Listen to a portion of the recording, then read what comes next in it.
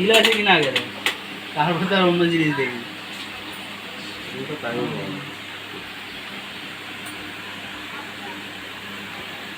Seal নেই কেন বলবে? বয়ার তো দেখা সিল নেই, কোম্পানির সিল থাকা উচিত, তাই না? হ্যাঁ সিল নেই। তারপর এবার খুলে মালটা দেখো, অনেক সময় ভিতরের মালটা উপরে সিল থাকে। কিন্তু কোম্পানির একটা নিজস্ব এটা প্যাকেটটাও পুরনো পুরনো লাগছে, এই নোংরা পুরো।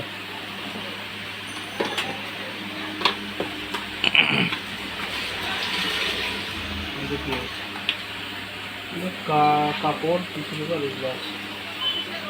কি করেছে এই লোগো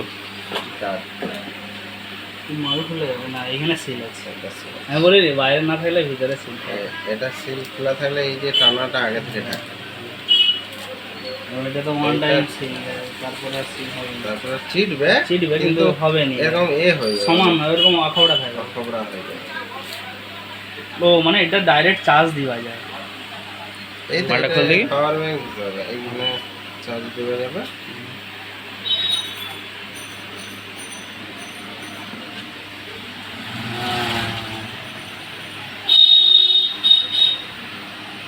একটা রিসিভার, দুটো এটা মাইক। ট্রান্সমিটার, হ্যাঁ। মানে এটা রিসিভার, ম্যাগনেট সিস্টেম আছে, এটা আটকে যাবে, পড়বে নিচে।